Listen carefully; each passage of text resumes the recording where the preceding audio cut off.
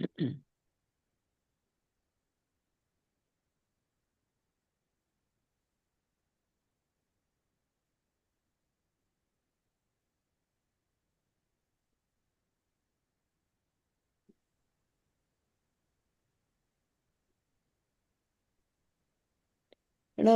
Arihantanam, Namo Siddhanam, Namo Airiyanam, Namo Uvajayanam, Namo Loe Savasahunam.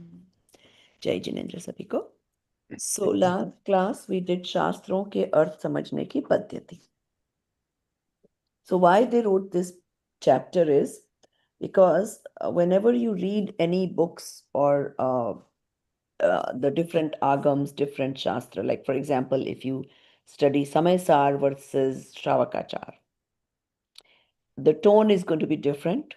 Sometimes there might be contradictory things. One may say कि निश्चय से कुछ नहीं होता. On the other hand, in Shravakachar, they will say, they will promote, doing vrat and all those things.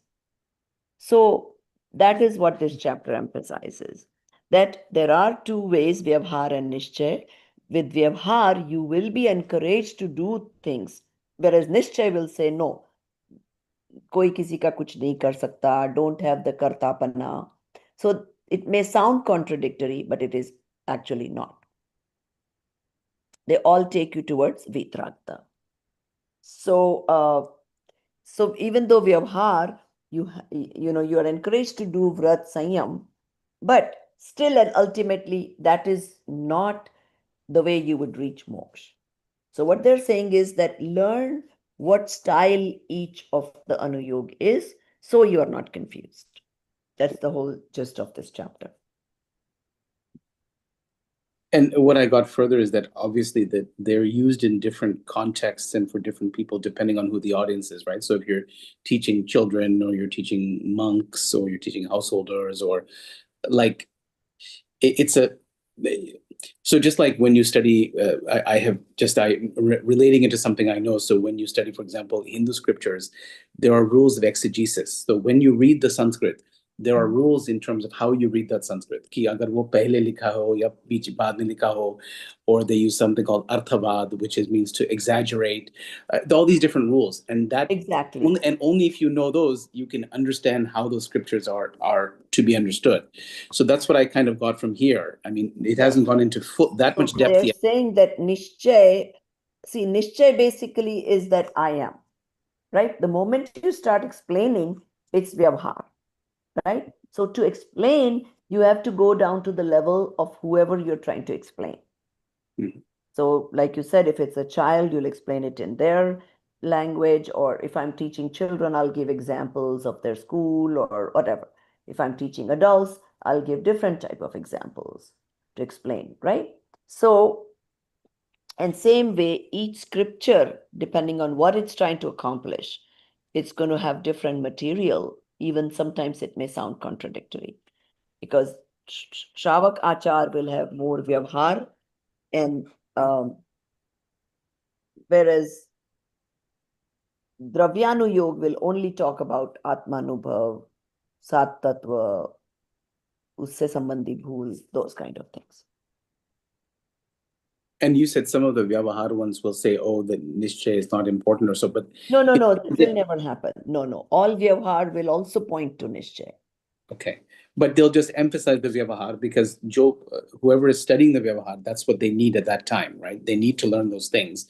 So if you get right into the Nishchay, they'll be missing a, One Vyavhar is like, okay, you are the soul. How do you show soul? So what would you have to say? Oh, this cow, they're all Jeev. Right. Right? Now, what can you see? Only their body. Correct. Yeah. But you're still calling the cow as a Jeev, which is Right. not 100% true. The cow's soul is a Jeev, not Right. the body. Hmm. But in Vyavhar, that is okay to say. Okay. That, oh, see, the plant is also a Jeev. See, the ant is also a Jeev. See, the lion is also a Jeev.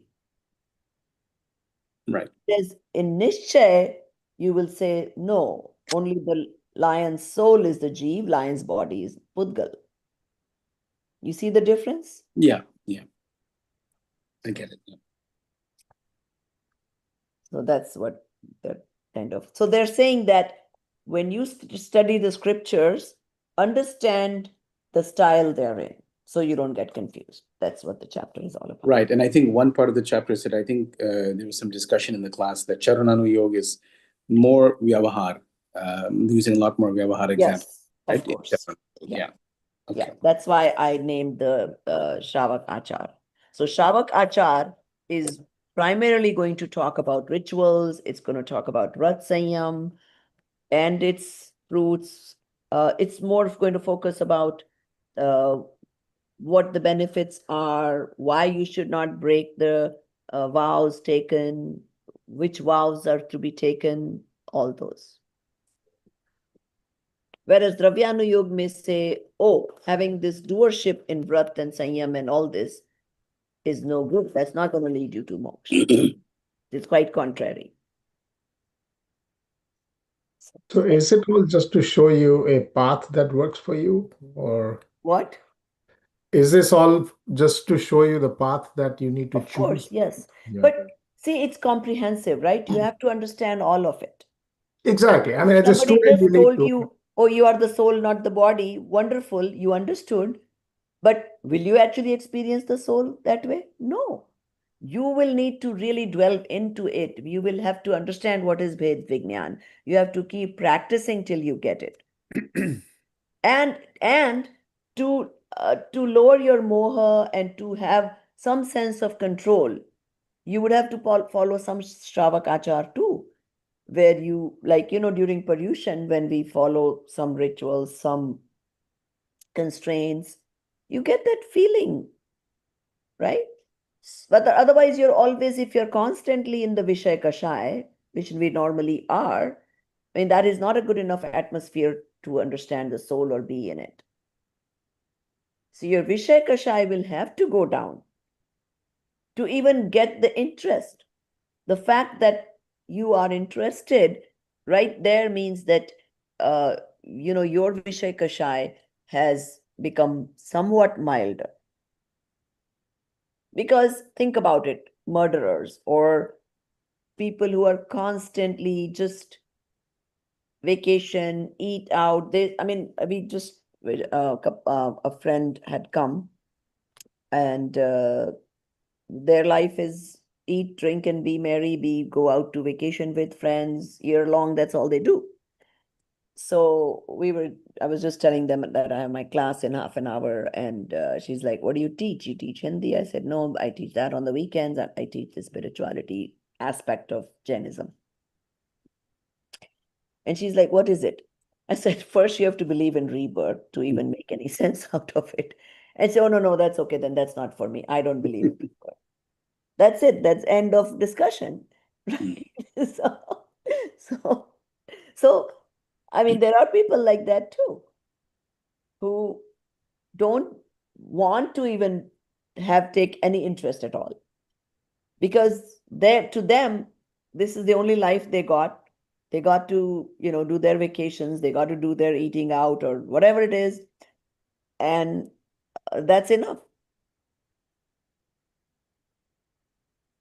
And with those kind of people, then you don't argue, because they can come up with their own arguments about why there's no rebirth. They can say, oh, it's luck factor, oh, it's whatever. So there can always be kutarks, yeah. There's an old principle from Tarak Shastra in the Hindu scriptures that you only argue and get into debates with those who are interested in learning the truth. Exactly, yeah. If they don't have an interest in learning, if they have the wrong interested. motivation, then don't even engage. It's useless, right? So yes. And that is why whenever somebody asks me, what do you teach? I first find out if there is any interest level at all before I even start to explain what I teach or what I do, because I don't want to waste my time with them. Okay. So it goes through like all the Anuyogs, right? Charananu Yoga and Prathamanu Yoga. Again, Prathamanu Yoga will emphasize on certain aspect just to prove that particular point. Like if you guys remember, we did in story of Raksha Bandhan, Vishnu Kumar, right? He was praised in that story. On the other hand, technically it was not a praiseworthy thing to do for a sadhu because he had to give up his sadhupana and then help the munis and all that. But the stories are going to praise him when they are trying to prove the point of saving sadhus is important. So that's how Pratmanu Yoga will talk about that story. Dravyanu Yoga will say that no, that he was not even, he didn't do a good thing being in the sadhu position.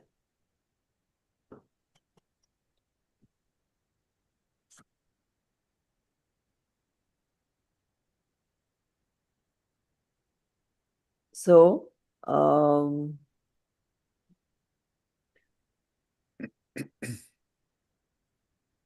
so let's say if they want to encourage you to go to the temple, then they will try to find out those aspects of whether karma theory it is or whatever it is to encourage you to go to the temple.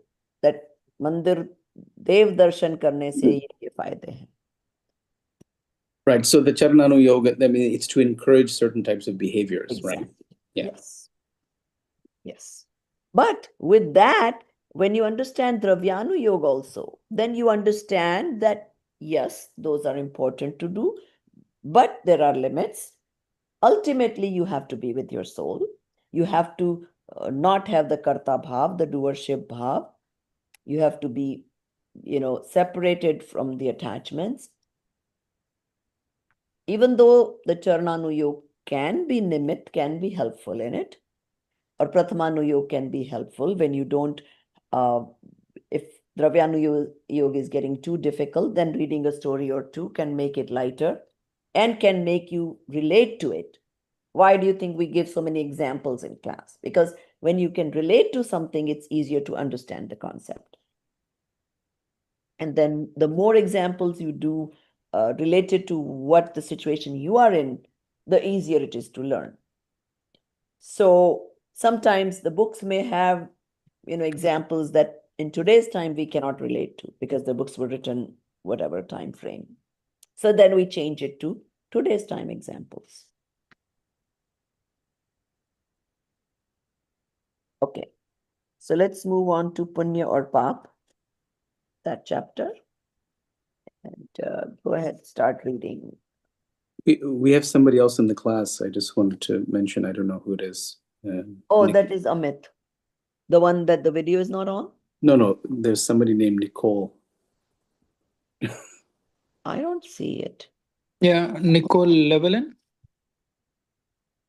That's me. Sorry, I was invited to sit in Oh, tonight. yes. Hi, Nicole. If you don't mind putting your video on, I'd like to introduce you to the class. Are you okay with that? Sure. Let me sit still though. Hold on. Yes. And Hi. I'll let you go ahead and you talk about what you're doing and why you're here. Okay, great.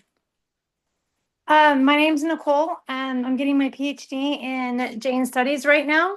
I am working on a dissertation studying the way Jains in America have used their values to shape their lives, their choices, and the contributions they've made in their professional fields, as well as in their humanitarian projects and humanitarian fields. So I was lucky enough to interview, and she invited me to come and sit in and see what the class was like. All So right. I'm very yeah. grateful. Yeah, so she's basically, as part of her PhD, she's interviewing a lot of Jains and trying to understand, and it's going to be part of her dissertation. So I asked her how she got interested in Jainism, and she said that she took a class. Was it different religions, I guess, multiple? In my 30s in undergrad, I took a world religion course, and That's correct. I didn't know Jainism existed until I was in my 30s in that class. Yeah, and she got so impressed by Jainism that she decided to continue with that, and now she's doing PhD in Jainism. So Welcome. Good to have you. As far as I'm concerned, you're welcome to all the classes. Thank you so much. Let's see if you can develop the interest in her. Absolutely. I love it. Thank you so much. Fantastic. All right. Yeah, I didn't even realize you were here, Nicole. And I had I'd totally forgotten about it till yesterday. I remembered, but today I'd forgotten you were going to come. So, well, mostly we're speaking in English, so I think you'll be able to make out. Just that I just discussed, maybe a little bit oblivious to you. We were discussing different ways, different scriptures. The styles are different. Gotcha. So. But now we're going to do this next chapter that's about the good deeds and the bad deeds. So listen in and then feel free to ask. Okay. My children are everywhere, so I'm going to shut my video off so I'm not a I distraction. understand. No problem. Okay. By the way, she has, it's very interesting. My God, I am so shocked that she can even do this. I think she said she has 7 children. Yes, ma'am. Oh my God. Having 7 children, running them around to classes, and then still trying to do this, PhD. That's a PhD in itself, right? It's just amazing. Yeah. Raising 7 children. That's pretty nice. Yeah. So anyway, so let's, so I told her I was traveling, so I didn't have time to do the interview, but I said, meanwhile, if she's interested, she could come to our class. So that's why. Okay. So, let's see, who was reading? Dinesh, you want to start reading? Oh, by the way, Dinesh Burad, now that I said the Dinesh, I don't see him. Yeah, he's here. We're both here. Oh, good. Yeah, All right. You can switch to gallery view, then you'll be able to see everybody, right? That's true. So apologies, I'm a little bit lost here. What book are we referring to today? Tattva part 2. Tattva Partmala 2. Lesson 3. Lesson 3. Thank you. Punya and paap. Yes. Yeah. Merit and Go ahead, demerit. Dinesh. Parek, are you reading? Sure, I can start. Lesson 3, merit and sin, punya or paap. In all Indian philosophies, concepts like soul, atma, supreme soul, paramatma, bondage, bandha should be, liberation, and the relation between this world and the afterlife, along with merit, punya, and sin, paap, have been extensively discussed. What are merit and sin, and what role do they play on the path to liberation? Do I have a different copy of the same chapter? It says, You heading should is all have the one that I shared in the group. I just downloaded from the links. No, then that's not the right one. Okay. Yeah. Arunji, I had shared this. I'll share it to myself and then, okay, I'll get it. No problem. Okay. So the focus here is to analyze this subject in the context of Jain philosophy. From Acharya Kunda Kunda to the present day, the analysis of merit and sin has continued in every era of Jain literature. Even today, this remains a central topic of discussion. The debate is not about the definition of merit and sin, but rather about their role on the path to liberation. Merit and sin are both vitiated internal states of the soul. The auspicious dispositions such as devotion to deities, reverence for teachers, compassion, charity, vows, morality, and self-restraint are called meritorious disposition, punya bhav, and their result is the attainment of favorable circumstances. On the other hand, dispositions involving violence, falsehood, theft, immorality, and the accumulation of possessions are sinful dispositions, paap bhav, and their result is adverse circumstances. Common people consider merit, punya, to be good, and sin, paap, to be bad, because primarily merit leads to rebirth in the human and celestial realms, while sin leads to rebirth in the hellish and subhuman realms, tiryanj. However, they do not pay attention to the fact that all 4 realms are still a part of the cycle of worldly existence and are inherently forms of suffering. In all 4 realms, there is nothing but suffering.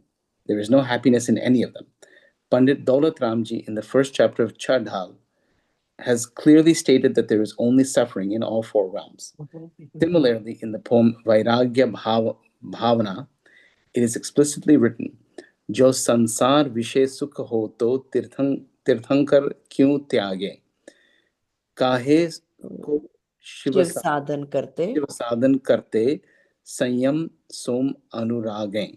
Very good. Mhm. The great Acharya Kunda, the founder of Shramana Sanskriti, ascetic culture, has clearly stated that both merit and sin are causes of worldly existence, samsara. He has explicitly prohibited attachment and association with them. His statement, in other words, is as follows: Kammama suham kushilam suhakammam chavi janaha sushilam kahatam hodi sushilam jam samsaram pavasedi sovanniyam pi niyalam bandhadi kalayasam pi jahapurisam bandhadi evam jivam suhama suham va kadam kammam tamhadu kushilehim yarayam ma kunaha mavasamsagam sahino vi vinasho kushila samsagarayena. Mhm. That's nice, Ardhamagdi. Mhm. You believe that inauspicious actions, ashubha karma, are immoral, and auspicious actions, shubha karma, are moral. But how can those auspicious actions be considered moral when they are the cause for Jeev, soul, to enter the cycle of worldly existence, or samsara? Mhm. Just Okay, as let's Gunda- stop here and quickly discuss what we've done so far. Okay, so punya and paap. Punya obviously is meritorious actions, and examples we saw is doing puja, respecting the gurus, giving donations, having compassion, taking sanyam, like taking vows of limitation of food, all the different types of tap that we learned. Sheel is again restraint, virtues, and doing all those things give you meritorious karmas. And on the opposite side, violence, doing stealing, and all these attachment, everything, those give you the unfavorable circumstances. Now, punya and paap, both of those actions. Now, when they say actions, they are talking about when you have the doership of it. Okay? Because actions are related to the circumstances we get from the previous karmas. If we get entangled in it, we build more punya and paap karma, and the cycle keeps going on and on and on. Now, if there was no way out, then why would you even make the effort of following the path of Tirthankars? So that means there is a way out of this chain reaction. Now, normally what happens is, you would look at somebody who is doing puja, who is going to the temple, who is studying scriptures. That person, you would say, is very, very doing a lot of meritorious things, right? And on the other hand, whoever is having a lot of kashai, anger, greed, all those things, you would say is paap. But here what they're saying is, whether you do punya or you do paap, either way, you are getting bondage of karmas. And how do you get bondage of karmas? What is the nimit in getting karma bondage? We studied this in Balbol. Rag and Dvesh. Yes. Yes, Rag. Right? So actions can happen because of previous karmas. But whether you get attached to it or not, you do have a choice. So that's what they're talking about here, is that when you do get attached to either one, when you make punya your own, you will get dev ayu or good life, life in what is considered good, right? Even though ultimately none of them have the ultimate happiness. We studied that in the previous chapters in Balbodh also. And then we'll study more detail in Chedala when we come to that book. Auntie, I found that the distinction is very memorable when we talk about Shubha Bhav versus Shuddha Bhav. Yes. So Shubha Bhav is those auspicious dispositions which are related to Rag and Dvesh, and that leads to karma. But Shuddha Bhav does not lead to any attack. There's no Rag and Dvesh involved in Shuddha Bhav. Exactly. So we read about those three types of bhav: Shubh, Ashubh, and Shuddh. Is there an example of a Shuddha Bhav? Punya is for Shubh it, Bhav, Paap is Ashubh Bhav, and we want to leave both and be into Shuddha Bhav. Prabhaji, any examples of Shuddha Bhav? I am soul. Being in your soul. Yes. Well, that's very Being a theoretical, soul, right? being an actor. And I'll tell you why. I am So doing anything. you are going to have to live your life the way, whatever. Nothing is going to stop, right? So, but what can stop is the doership of it. And we all know how to do that very well. All your jobs, right? Let's say you're a salesperson at your job. When you give a presentation, what do you say? My firm is so profitable. My firm makes this product and whatever you need to do to sell the product. My, you're talking. But inside, you do know. The only ownership you have is maybe some stocks that your company gives you. You really don't own that company. So you are simply acting when you say, my company does this, our profits, our gross, whatever, whenever you're talking, you're pretending as if it's your company, but it's not. And we know it very well. So the same thought process or mindset we should have when doing Shubh Karma, right? Not sure when dealing with family and kids and wife and wherever we are attached. Okay. We don't get that feeling when we are home as we do when we are at work. Work, we understand. It's not my company. I'm just here to do my job, get my pay, I'm done. But at home, the kid did a bad action. Oh my God. It's like you lost the battle. Isn't there kind of one fundamental Shuddha Bhav, which is I am not the doer, right? I am not the doer of any of the actions. Exactly. So then you are only connecting with your own soul. Everything else is other. Everything else is par. And reality is that is the reality. You're born, you're put in this male body form, whoever's son, whoever's whatever. That's just a role you're playing. That is not the real you. If you could play it exactly the way an actor does, he goes to his job, whatever role he's given, husband, romance, villain, he plays that role, but inside he knows who he is. Okay, let's take an example of, let's say, I'm going to take extreme example of a professional killer, right? Can he Professional get killer. away with it by saying, I'm just doing it as a job and I don't have a sense of doership?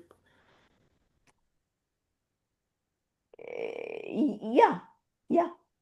Okay. I'll tell you how. Okay, there is actually Pratmanu Yoga has stories like that. Okay, so there's two contradictory stories.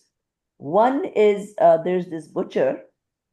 That is the only job he could do. That's the only thing that was available, right? So he's a butcher. That was his job. He goes to work, kills cattle, whatever he needs to do. Every day he's repenting that I don't want to do this. I don't want to kill lives, but I don't have a choice, right? I have to feed my family. This is the only job I'm able to get. But he doesn't want to be part of it. And he has that feeling every day. So that's one story. The other story is it was Mahavir's time that there's this one guy who kills so many, they call it pada, I guess it must be the male baby of a cow or something like that. Every day he kills so many of them. And the whole village is feeling bad, like how horrible this guy is. And every day he kills so many. He has this habit of killing so many padas. Okay. So they go to Mahavir Bhagwan and they say that if you could stop this guy from killing so many people. And Bhagwan says, No, you cannot make him do that. He has to realize himself. So, but still people say, no, no, no, no, we're going to make him just not kill. So they find a dry well, which has the wet mud in it, and they put him there. So now he cannot come out of the well. So as long as we leave him in the well, this guy cannot kill those padas, right? So what does this guy next day people go into the well to see what is he doing? Guess what he's doing? Sitting there, he has nothing else to do.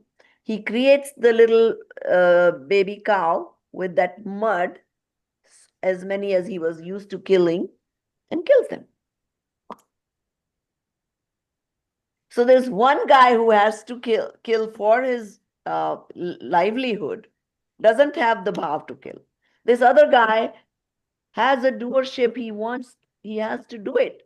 So even though he's not killing real animal, he's only killing the mud thing, he's still accumulating the paap that he would have if it was the real being. This is like man, vachan, kaya, right? So by killing those clay things also, is he accumulating paap? Yeah. Just Because bhav, right? Bhav, he has the Bhav Ashubha inside. bhav. It's doing bhav inside, right? yes, Bhav is the important thing. yeah. There's a very good sentence here in the Hindi book. मुक्ति के मार्ग में पुण्य और पाप का स्थान अभावात्मक ही है. So मुक्ति के मार्ग में पुण्य और पाप Right. का स्थान You don't- अभावात्मक ही है. मतलब if you're no bhav, It's not that going to is the matter only- because whether you do good deeds or you bad deeds, regardless, you're going to get a sansar. Bondage, yeah. Yeah. Bondage So, of Shuddha bhav, some yeah. gati. I Right? think You do good deeds, you will get good gati like swarg or bhog bhumi or whatever. And then if you do bad, you're going to be narak or Tiryan, Chornigod or all that. I think that also In goes sansar. that also goes to that story of Chakravarti, that Chakravarti इतने खंड के राजा होने के जो बन के आते हैं, they have to kill so many people in order to run the kingdom and win and do whatever they need to do, but they still don't get any ashubh bhav or paap uske No, no, liye. no, it depends. Chakravarti will always go to narak. No, if I he was just stays going to finish. mithyatvi. Sorry, I was Now, just going if to he finish. becomes samyaktvi, then in spite of killing all the sena of other whatever, because that is his job to become the head of all of these khanda, so he has to do wars and everything. Right. But only if he is samyaktvi, he goes into his soul, he is able to accomplish moksha, because Chakravarti has so much ability, so much purushartha ability to do. So he has that much ability to do purusharth to go to moksha in the same life. If he doesn't do that, then he goes to narak.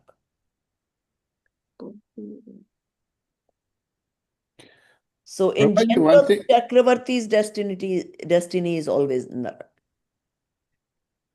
Prabhupada, until the time you get to a level where you can stay in your soul, Mhm. you will be doing some activity. So you'll be accumulating some karma. So All the isn't time, yes, of yeah, course. so isn't it better to have punya instead of pap? That is true. Yes, Because even if you're human, at least you get another chance to achieve moksha. If you definitely. go to hell, you But what they say is don't do it with that intention.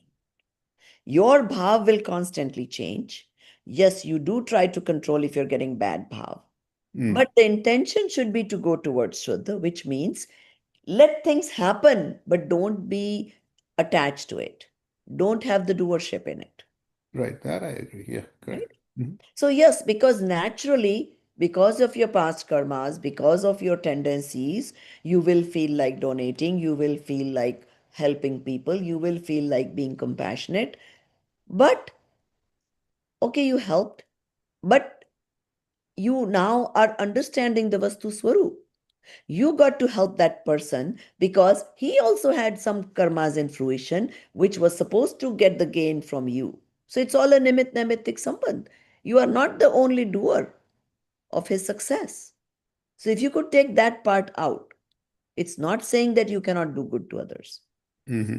Yes, you rather do good than bad to others, obviously. Mm-hmm. Because bad is going to take you to the negative gatis and negative circumstances.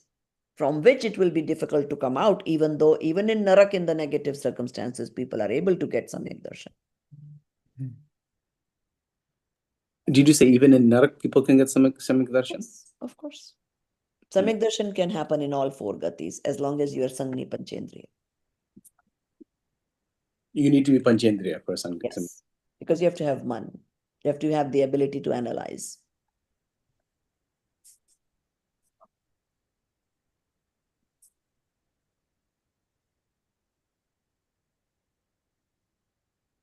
Okay, Viraj, you want to start reading after? Yeah, sorry, I forgot where we are.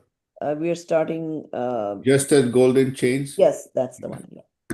Just as golden chains bind a person in the same way as iron chains, similarly, auspicious karma binds the jiv, just like inauspicious karma. Therefore, do not form attachment or association with these 2 immoral actions, merit and sin, punya and paap, because attachment and association with immoral action results in loss of freedom. Meritorious karma is bound by auspicious disposition, shubha, and sinful karma is bound by inauspicious dispositions, asubha. Whether the bondage is of merit or sin, it is still bondage, and though it, the Atma, remains bound, not liberated. Liberation is achieved only through the absence of both auspicious and inauspicious dispositions, that is, through pure detached disposition, Suddha Bhav or Vitragi Bhav.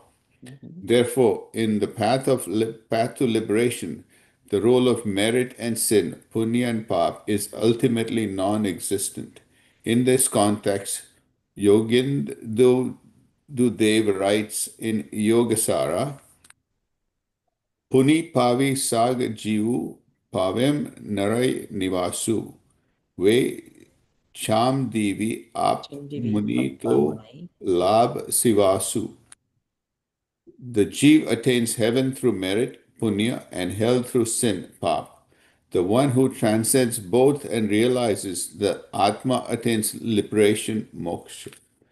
A similar sentiment is expressed by Acharya Pujyapad in Samadhi Sataka.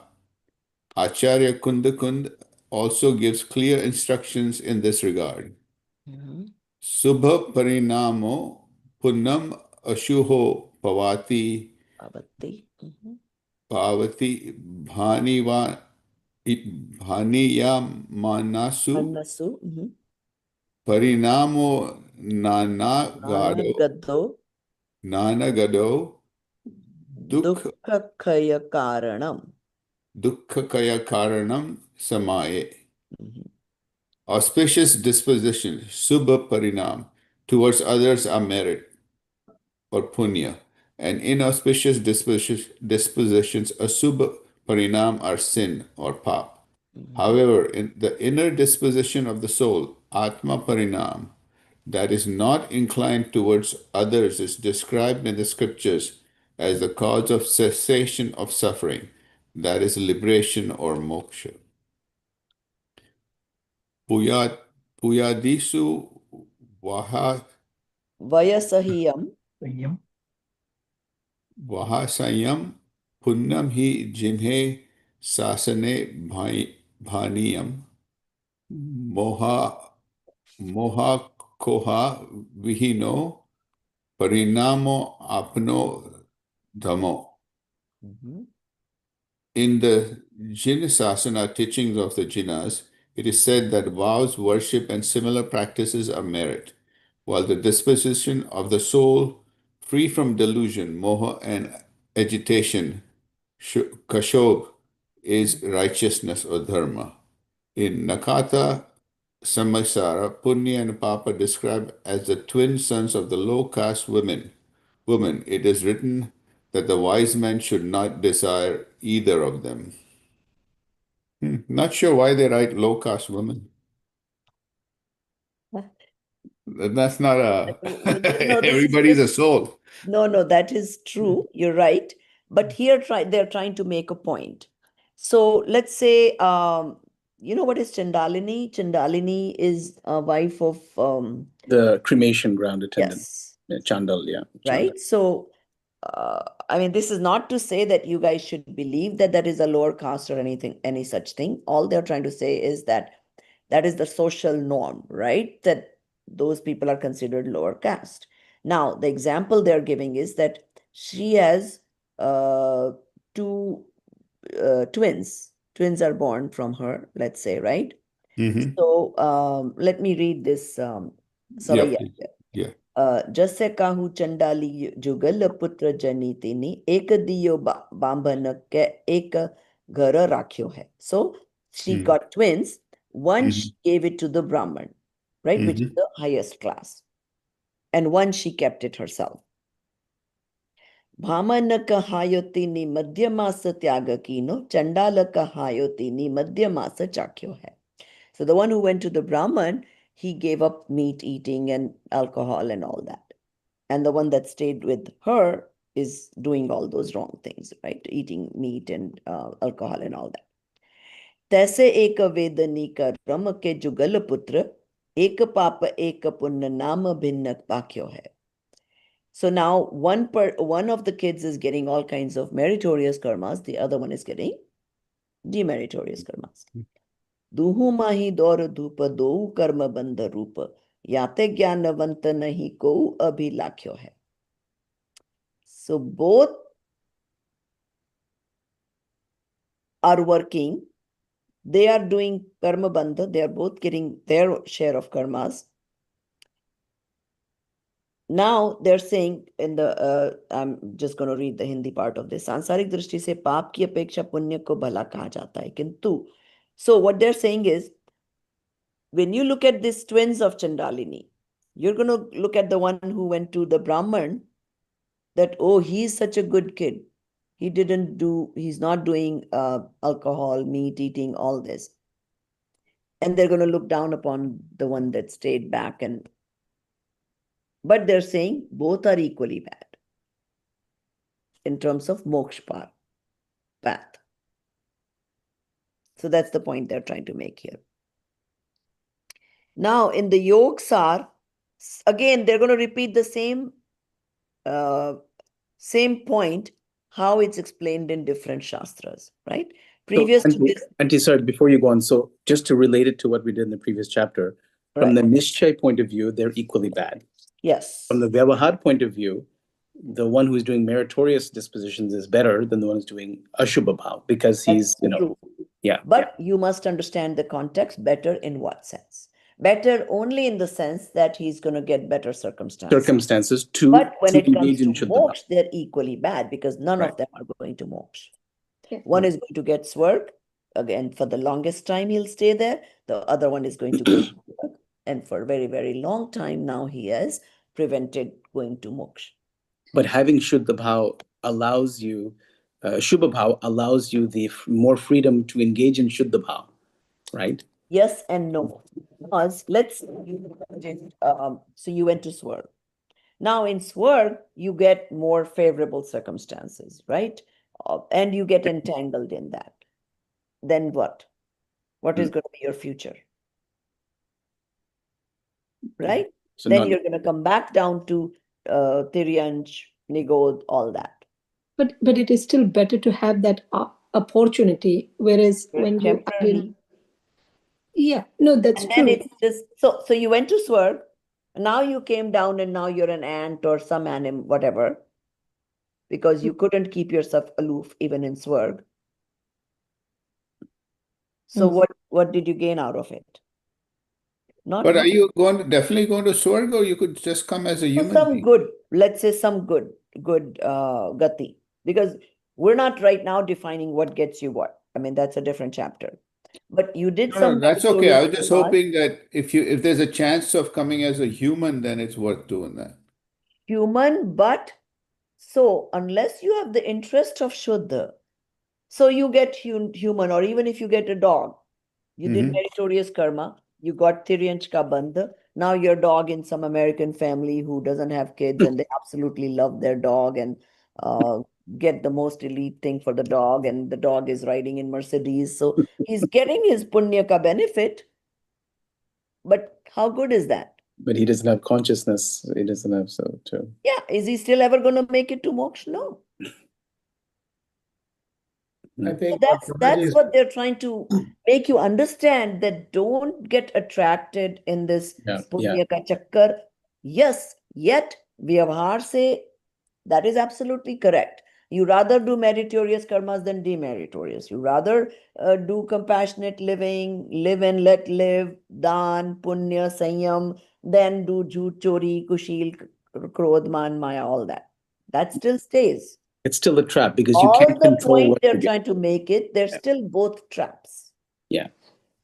So, And also, politicians go to jail, guess what? They get an air-conditioned room and blah, blah, whatever, whatever. They're still not out there free doing what they want to do. At the end of the day, they are in jail. No, the question I had was, is there a better chance of coming back as a human Yes, if you there do is. Yes, there punya? is. But that is only, let's say you're doing swadhyaya, right? Mhm. Now, suddenly you've understood the tattvas, and now your goal is to get to circumstances where you can get further progress. Mhm. How you would get that is to neither get entangled. Yes, you would rather do the more punya benefit things, which is swadhyaya, dan, tap, compassion, whatever. Still don't have the doership in it. Right. Have the saral bhav, which will most likely take you to another human life and more of those kind of opportunities. Somehow you did something in your previous life which gave you the opportunity, which gave you the nimit, whether it was your wife who promoted you to do this and get interested. Even prior to coming to this course, you had obviously some interest why you were doing Srimad Rajchandra, whatever it is that you were studying. Mhm. So how did that come from? From some previous life's interest, that spark came, Mhm. and then you made the Purusharth to develop it more. Mhm. So, and that will continue. So let's say one doesn't get Samyak Darshan in this life, right? Still, he has understood this thoroughly, that this is it. This is who I am, and this is what I want to do. So this firm conviction is called Samyak Sanmukh. So what that means is you're pretty much there, except that experience part. That you couldn't meditation long enough to get that experience, but you have everything else that is needed. Samyaktva Sanmukh. So he will have externally similar characteristics as if whatever the Samyaktva will have. Mhm. So wherever he goes, even if he goes to Narak, he's built himself enough understanding that as soon as he finds the right nimit, he can get Samyak Darshan even in Narak. So you kind of built a foundation. Exactly, yes. So that's what I'm trying to say, Viraj, is that yes, you would prefer a human life because there you could accomplish something in a shorter time span. Let's say you got this firm conviction, you ended up in Mahavidya Kshetra where you're in front of a Tirthankar. There's a good chance that if this vritti if this deep interest continued, things would move much faster because you're in front of a Tirthankar and all that. So fine. But let's say you did some past bad deeds and you still end up in Narak or Swarg, whatever for that matter. Still, nothing is lost. You still have your interest and you can still get the Samyak Darshan even there. So this thorough understanding, this thorough bhav of the non-doership, of who am I, is eventually going to take you there. And no matter where you end up.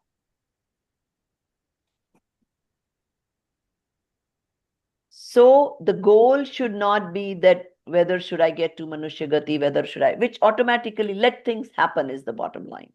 Mhm.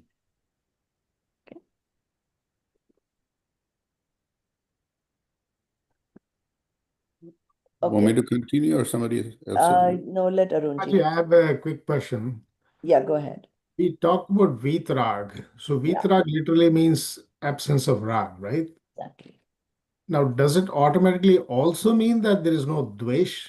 Because Yes. when we talk So about always see, if you think about it, when you're nice people, guess what? First, you lose the dvesh bhav. You usually leave animosity from people before you leave the attachments. Right? It's easier to be a good person, good human being. Yet it's not easy to give up the attachment towards your wife or children or whoever you're closely associated with. That's why they use the word vitrag, but it means both vitrag and vitdvesh.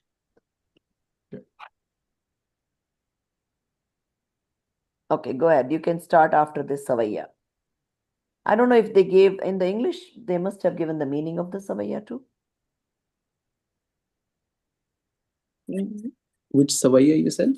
The one that I just read, the It's very short, only Dali Jugal Putra Jane hai. Did Yeah, they haven't given it in detail, not in Yeah, but detail. I think in Hindi also you heard the same thing. You read the same thing in Hindi, what is described in English. It's only 2 sentences in Hindi also. It Correct. says, yeah, I Sansarik. know, but okay, some cases we have just translated only what is in the book. In Right. other cases, we have translated if the actual translation was not provided in the Hindi book. I thought we were translating in the English books, which we have not done, I guess. No. There's only the meaning is translation of these Very things, clear. not It's easy actual meaning. descriptions. Yeah. What is that? the meaning is clear. In the sense, the English Sort translation. of, yes.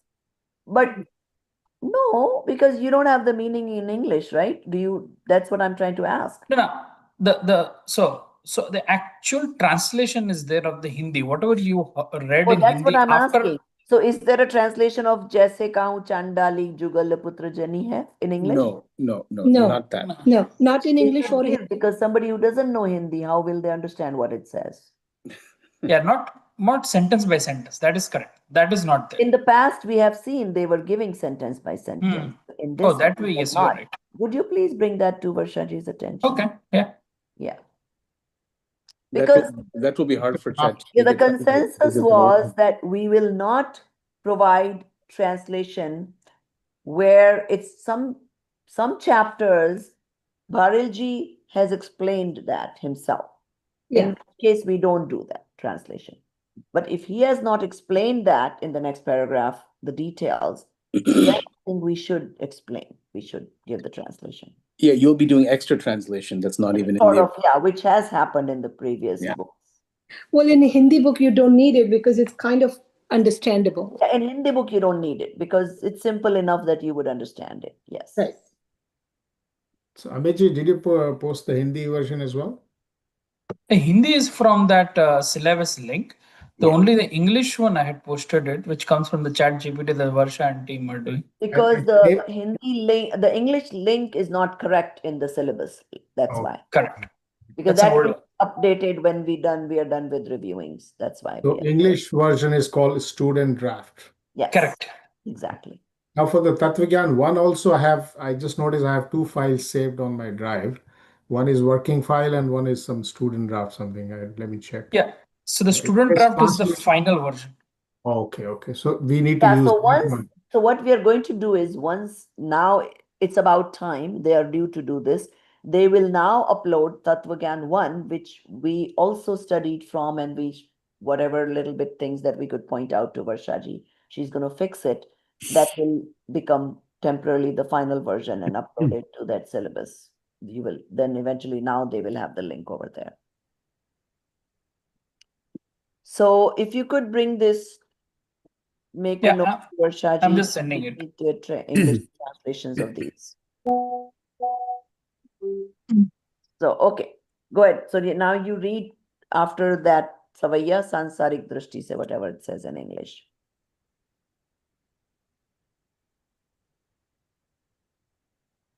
Did you find it where you're reading, Arunji?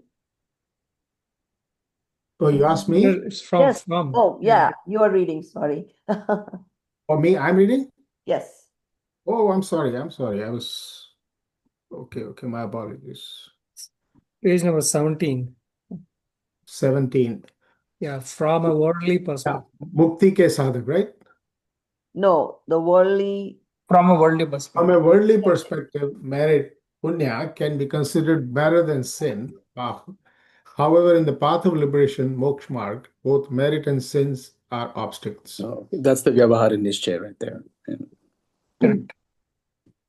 मुक्ति के साधक कौम बाधक कर्म साबा आत्मा अनादि कौ कर्म मामहि लुख्या है एते परा कहा ही जो कि पाप बुराऊ पुण्य भलाऊ सोई महामुद इस मदा और मुधा Mood. Mood. Remember, A without the line above is a sound. If there's a line on top, there's a sound. Okay मुधा मोखा मार्ग Mood, mokha. Mood. There's no line above. मूड मोख मार्ग सोम चुकायु है. Ahead.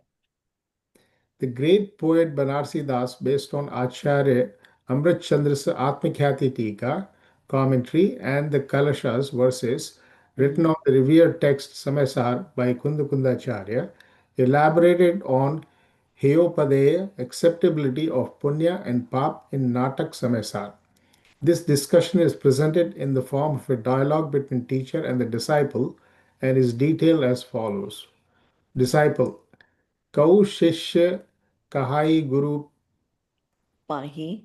Pahim Apanna do. Paap Punya Dau Samanamahi Karana Rasa Subhava Fal Nayare Ek Anishta Lagem Ik Pyare Sam ke ये Samkalesa सब परिणाम मनीस सो पाप Parinamini बंद हुई.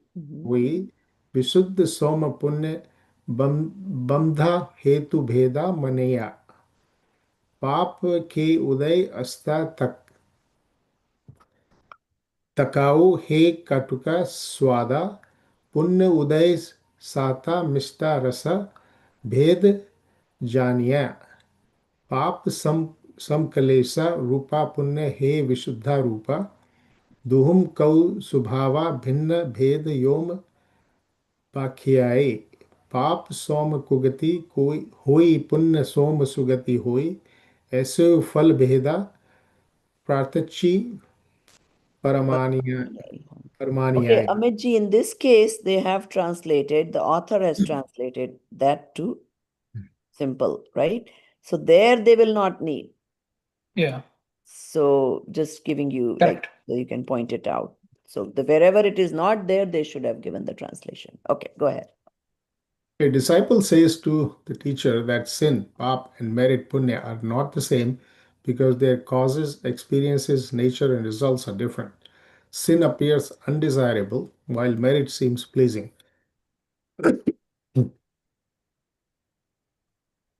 Sin is bound by the perturbed disposition, samkleksha parinama, whereas merit is bound by pure dispositions. In this way, there is difference in their causes. They talk about pure dispositions. Is that a correct word? Yeah. No, it should be auspicious dispositions, right? Merit is bound by auspicious, not pure dispositions. Pure is the Shuddha one, right? Pure disposition, is that what it says? Yeah, I think it Yeah, should that's say. what it says. Whereas merit is bound by pure dispositions.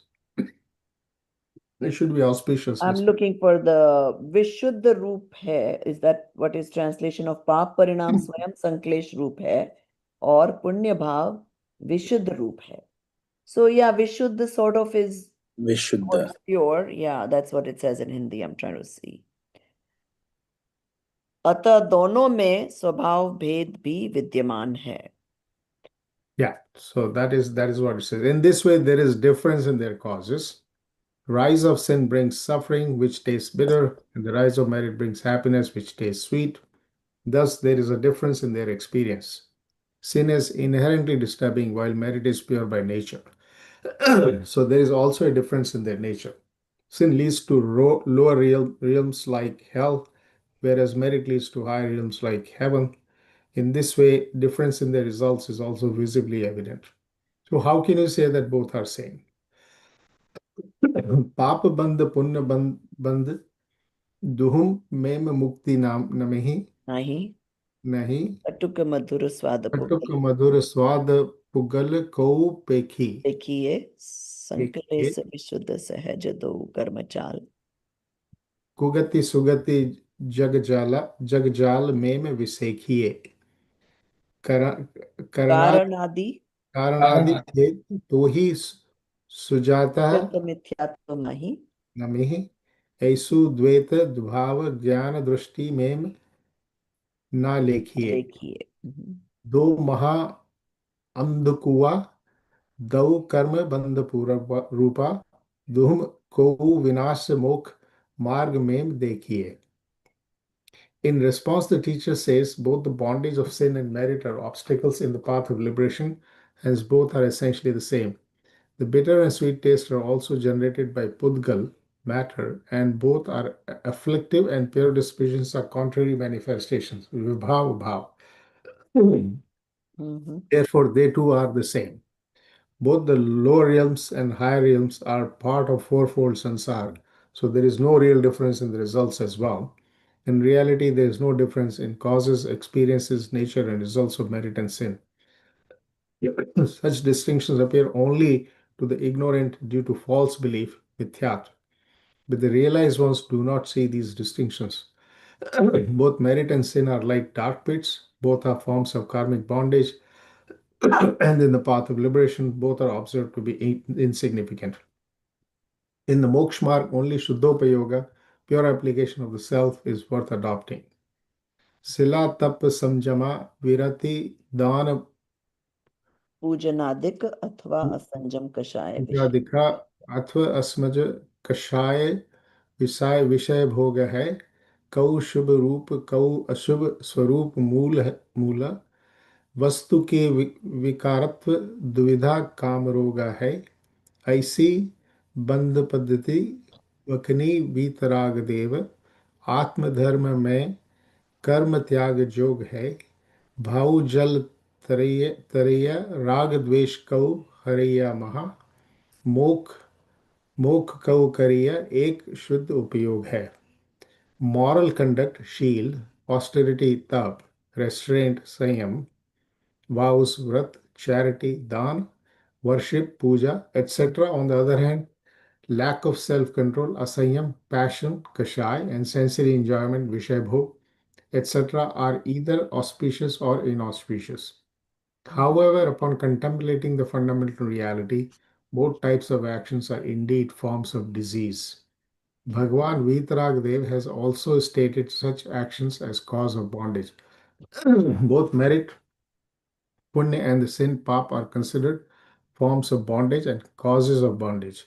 Therefore, in the Atma Dharma, the principle that promotes the welfare of the self, it is appropriate to renounce all auspicious and inauspicious actions.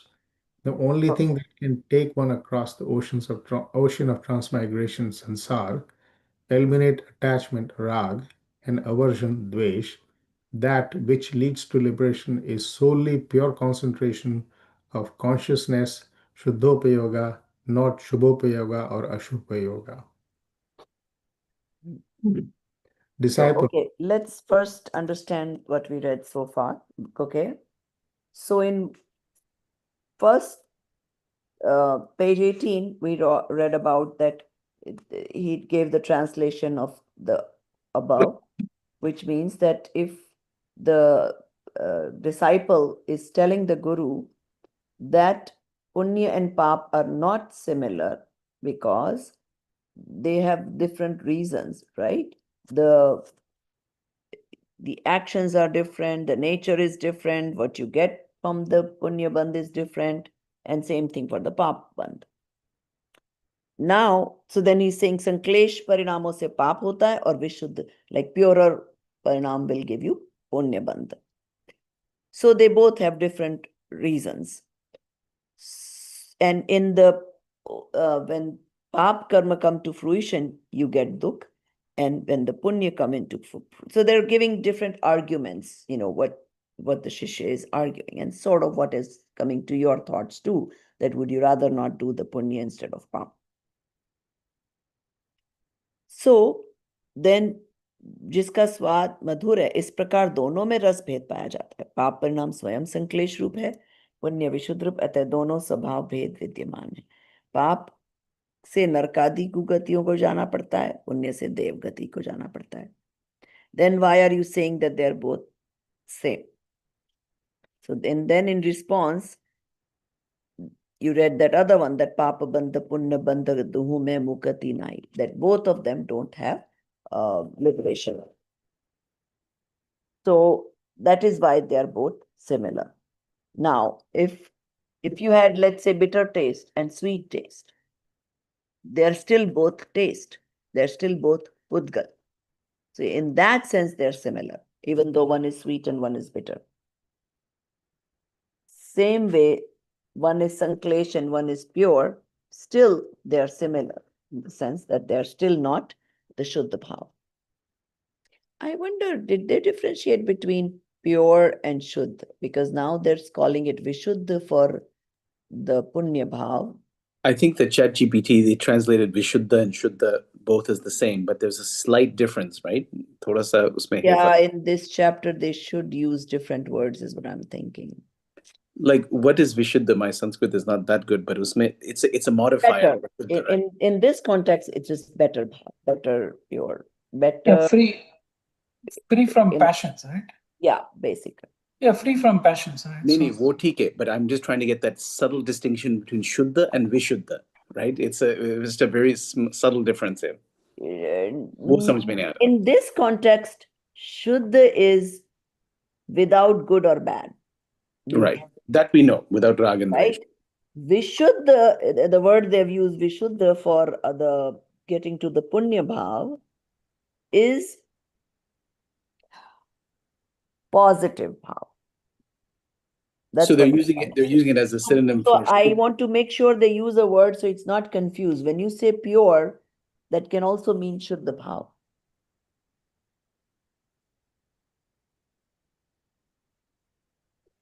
But in the previous slokas, I mean that stanza, they translated like sin is inherently disturbing, while merit is pure by nature. Then what did they call Shuddha? That's my question. I mean, in that. So both Shuddha and Vishuddha is pure and completely pure, right? That's what the ChatGPT Is says. called completely pure? That's my question. Is that what they used in the book? No, they should say pure, not completely pure. So because there has to be distinction between Punya pure and Shuddha pure. Prabhaji, No, based there on is knowledge of Hindi, Vishuddha is actually more pure than Shuddha. Vishuddha is emphasizing. Vishuddha is purer than Shuddha, is that what you're saying? Yes, that's how Hindi is. Vishuddha is more pure. Yeah, that is completely pure, and Shuddha is pure. So then this is not used appropriately here. Yeah, something is not computing here then. No, here it should be because they're calling completely pure. Punya Bhav as Vishuddha Bhav. And so Shubha Bhav, basically. They're saying Shubha Bhav as Vishuddha Bhav. And Shuddha Bhav, you see what I'm saying? So I want to make sure that it's not wrongly depicted here. Whereas in Hindi, they're just trying to comparatively, it's purer, I think is what the implication is. When they're using the word Vishuddha Bhav in Hindi. This is what ChatGPT is saying, Prabhaji. Vishuddha, it says prefix V intensifies the meaning, literal meaning, absolutely pure, completely purified to the highest degree. I hear that in general, yes. If you were to translate, that is what it means. But there's something in the context that here it should not mean that. Because we are saying Shuddha Bhav is better than Shubha Bhav. And how can we call it better than Shuddha? That's the point here. It should be merit disposition, not pure or not completely pure. It should be meritorious disposition. Right. Would you please make a note of that? Correct. See, because these are the little nuances that can get skipped when they are reviewing after translation. Because they are not learning like we are learning, in class. So it's easier for us to catch those little differences. Yeah, there's some subtlety here we're not Exactly. getting. So yeah. you're right. Maybe we can recommend that Yeah. instead of translating Vishuddh as pure, they should translate it as meritorious. Wow. Too bad Bharilji is no longer with us. We could have asked him. He would have explained. Yeah, but no, I mean, we know what he means here, sort of, yeah. It's just that, see, the English language cannot always do justice to all the words. It's not possible. And there are so many synonyms. In fact, one of the person who is doing the translation and review, he asked me to request to the students that before you guys read the chapters, read the glossary. So you understand that each word can have several meanings. And if we use different translations, you need to understand we are using different words for the same Hindi word because of the context. So which will need to happen. So in Hindi, when they say Vishuddha, you can understand that they're using it as a comparative term. But if you translate this to English as purer, then it doesn't make sense. You don't want to imply that this is better than the Shuddha Bhav. Correct. Okay. Anyway, we understand what the Right. intent So is. yeah, we just want to make sure it's corrected in the book. Okay. So now, so they're saying that person who knows, to him, these are not different, right? Punya or paap, dono hi, they're like being in the dark. And they're both reasons for bondage of karmas and not taking you towards moksha marg. Now, again, in Moksha Marg Prakasha, they say Shuddhupayog is what is worth doing. So they're saying that Shil, Tap, Sanyam, these are all meritorious and some are non-meritorious. But when you think about it, they're both having to do with bondage of karmas. So Vitrag Bhagwan has told about this kind of bandha. This is the nature of things. Punya Paap both are bandharoop and reason for bondage of karmas. And that is why those who want to be in their soul, they should completely get rid of Shubha and Ashubha karma. And that's the way to get rid of the Sansar Samudra. Okay, then the next one, okay, we haven't got this yet. Shishya says, Sisya Swami Tum Karni Subhasub. Okay. Okay. So let's see who wants to read next. Bahubali ji, you have not read yet, right? So go ahead. Yeah, I did not read. Okay, so where was that? I was doing something else. Disciple Shishya. 20 page. Shishya Kahe Swami. Yeah, it's titled Disciple. Okay. From that point. Bottom of page 18. Okay. Ko Shishya Kahai Guru Pam Pahim Papa Punya Do Saman Nahi Karana Rasa Subhav Pala Nyare Ek Anishta Lage. Sorry, I'm lost here. I think there's a different version in Hindi actually. Is there? No, Yeah. it's the same thing. शिष्य कहे स्वामी तुम कहे स्वामी तुम करनी अशुभ शुभ कीनी है निषेध मेरे संसमन माही है. I think he's just reading the same thing. Yeah. It sounded different. Okay, Yeah. sorry. Okay. Yeah, because he's you cannot be so fluent when you're reading in the diacritics. Ek Anishta Lage Ek Pyare Sanklesha Parinamani Sao Papa Bandha Hoi. No, this is Sav. something different. Yeah. Sorry, he's reading something different. Reading different. Can you be on page? So the Okay, English okay. one, I mean, compared to Hindi, I'm reading different, or even English. I'm No. reading. What about Mokha ke sadhaiya gyata desavera? No, English is a problem. English has a problem. Hindi It does? is correct. English has a problem. Yeah, Is there's it the even Hindi. in diacritics properly or not? Just as something is completely mismatched. Something is wrong. I'm just comparing. Are you on 19? Because you should be able to read just like you're reading in Hindi. It should be in diacritics. No, but Bahubali ji has a different material he's reading from. He's Oh, are you in a different version? Are you in the older version? No, no. What is I happening? took the Wait. latest one, that Tattva Jnana Patamala. What is that? It is a So what are you student saying, I'm student missing? draft. They No, have wait. a problem with this? So Prabhaji, it looks like in the student draft there has been some mistake altogether. The Hindi and English Gatha does not match. It's not about meaning. The actual translation, word to word, does not match. Only here.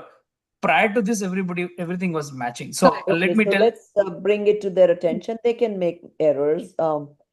Either when Varsha ji does copy paste, sometimes she misses things, or it could have been a wrong translation from or diacritics from ChatGPT, and they didn't do the proper review. Oh no, they missed one thing. They missed an entire, I think. Oh, then that is Varsha ji. Sometimes when she copy pastes, she can miss things. So just bring it to her attention. But if I read Hindi, it is going to be like this. शिष्य कहे स्वामी तुम करनी अशुभ शुभ कीनी है निषेध मेरे सन से मन माही है मोक्ष के सधायो It is the गाथा same thing. Totally missing. Yeah. No. So this is where it's different. Sorry, let me just finish it, please. मोक्ष के सदियो ज्ञाता देश विरति मुनीस तिनकी अवस्था तो निरावलंबन नाही है गुरु. So is that the same, Amitji, then? The two sentences that I read? In my version, it's the same. Yeah, it is the same. Yeah, it is the same. So what happened then? Just Where is Bahubali has Bahubali something ji different. reading from? Bahubali ji has something different. Oh, is it? Bahubali, Yeah. you are not reading this exactly what Deepali mentioned? No, I don't think so. No, he has different because he read it twice. So yeah. Anyways. So the Guru will say, Kahe Guru Karam ko nas anubhava Correct. bhau Abhyas. abhyasa eso avalamba unhi ko unpahi hai nirupadhi atama samadhi soi sivarup. Maybe he's on a different page. So No. Where I'm are on you the reading from? page 17 in the middle of the page. Oh, that's why. No, You're not no. on the right page. Oh, okay. It's 18 End of page 18. Okay, and sorry. both Bahubali ji, starts end of with page disciple 18. Sishya. The Bahubali, actually, we told you disciple Sishya, both starts with the same thing. Okay, very sorry. So okay, he just started. It's not such a big deal. It's just he was one page behind. That's all. Yeah. Okay. No, I was searching in the Jaina Siddhanta Praveshika Vishuddha Shuddha meaning, so I just lost that. Now you could read the explanation now. Okay, thank you. Okay, stay with the class. You can do the other analyzing later on at home. Yeah. Okay. Still the Bhav was Shubh of Bahubali ji. So it's Yes. okay, right? He's too keen to learn. Okay. In fact, the it says Vishuddha is completely pure, Shuddha is just pure. Fair So- way, Yeah, we heard that, Yeah. Dinesh, already. We talked about it Okay, because yeah. you were doing your own little research and we already discussed all that in class. You were Okay, not. I'm going to read the explanation. Okay. So, hearing this, the disciple says, O Gurudev, by equating the Shubha and Ashubha, you have negated both.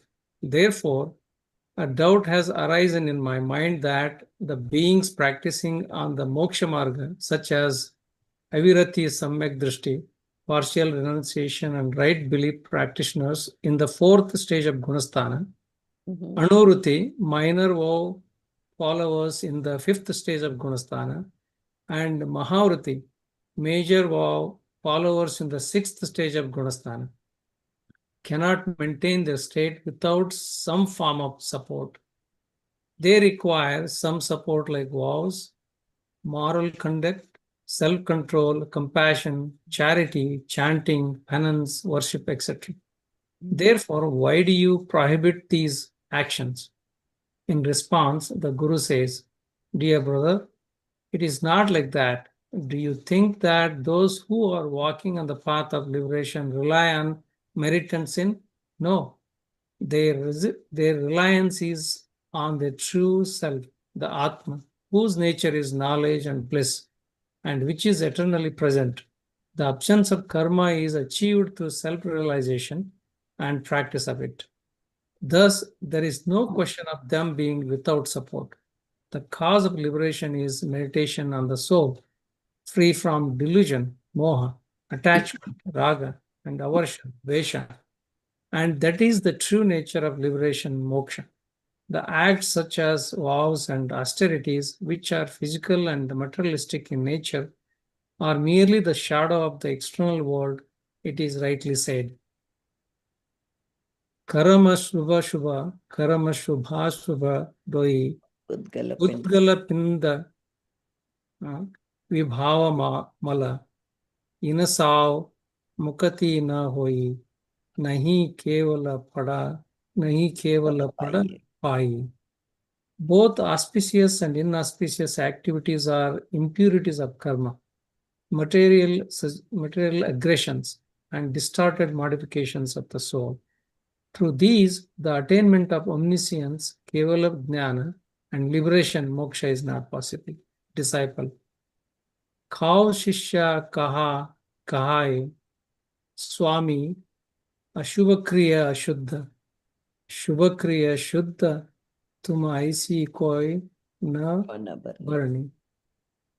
Teacher, kahai jabalam kriya ke parinam rahe, tabalam kapala upayoga yoga dharani, tirtha na avi tolam शुद्ध अनुभव न होई, याते दौ क्रिय mock पंथ की कतरनी बंद की कराया दौ दुहा में न बलि खोई, बाधक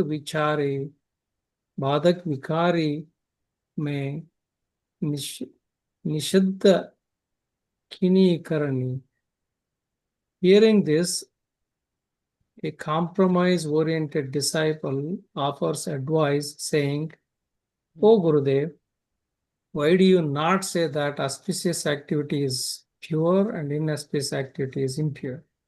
Explaining to him, Gurudev says, brother, as long as the results of auspicious and inauspicious activities remain, therefore continues to be restlessness in yoga, mind, speech, and body, and upayoga, knowledge and vision. Until stability arises in yoga and upayoga, the experience of the pure Atma does not occur. Therefore, both auspicious and inauspicious activities are like the two blades of a pair of scissors cutting the path to liberation. Both are causes of bondage. Neither of the two is good. I have rejected both, knowing them to be obstacles on the path of liberation. In this way, Pandit Banarasi Das Ji has clearly expressed his view in accordance with the Agama, scriptural text. In the context, Acharya Kalpa Pandit Todramal Ji writes, in the influx, fundamental reality, Asrava Tat, and the influx of sin, papasrava, such as violence, are regarded as to be abandoned. The merit influx punya asrava, such as non-violence, are regarded as to be adopted. However, in reality, both are causes of karmic bondage, and considering either as adoptable is precisely false belief, mithya drishti. In this way, just as non-violence and truthfulness are causes of merit bondage, punya bandha, so violence and falsehood are causes of sin bondage, papa bandha. All these are false convictions, mithyadhyavasayas, and are to be completely abandoned. Therefore, recognizing non-violence, etc., just as violence, etc., to be the causes of bondage and thus to be abandoned, heya, is the state where, being free from attachment, one acts as the detached observer, knower, dushta, gyata, rupa. This Okay, state let's is stop there. Let me explain this, then one other person can read the last part of it. Okay. So first he talked about the fourth Gunstan and fifth Gunstan, that Shravak, okay, Mahavrati, they also need the support, right? So even the Muniraj, they also worship the Aryan. So he's making that argument that, even they are doing it. So why are you telling me not to? He's not telling not to do, but he's just saying don't consider them as the same, right? So then in the reply, Gurudev says that Mukti Marg, those who are on the path of liberation, to them, Punya Paap is both similar, or they don't really take support of Punya or Paap. They take support of their pure soul, which is always existing. See, your pure soul doesn't go anywhere. It's always with you. So even though in Vyavhar, even Muniraj may remember the Arihant, but when he is in meditation, he is taking support of his pure soul. That's the only way he's going to be able to reach to that pure state. So they are not support less because they have support of their own soul. And with this more rag dvesh rahit atma, you cannot reach there with this pudgal kriya of vrat and all those things. Now they're saying that Shubh and Ashubh, they're both like dirt, right? They're not part of soul.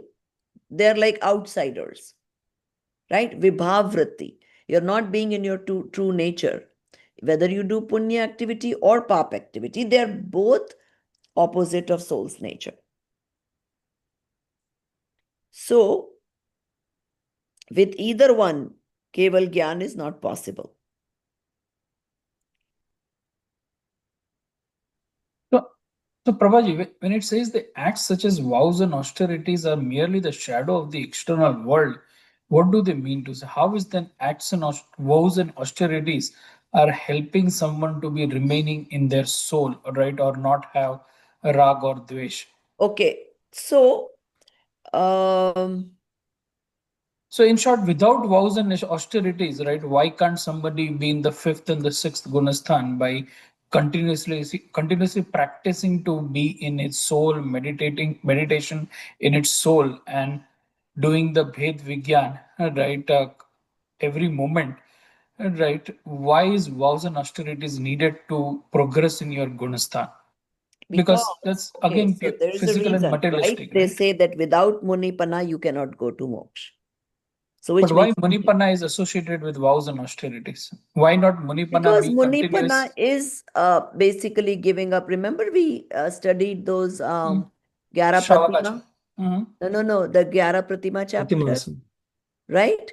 So as you progress, it's really progression of your soul's purity, but externally, what all will you observe? That Shravak will have brahmacharya, he will give up ratri bhojan, he will give it. So it's like a progression. And until you do all those things, well, it's actually, so what they're saying is, as your soul reaches more and more purity, those external vows will happen. So the cause is the soul becomes purified, and hence the effect is you Right, feel like exactly. The vows and effect austerities, is not the the other way vows. around. No, its effect is the vows. Effect is the vows. Okay. It basically So basically, you cannot reach that purity of soul being in sansar, being in family.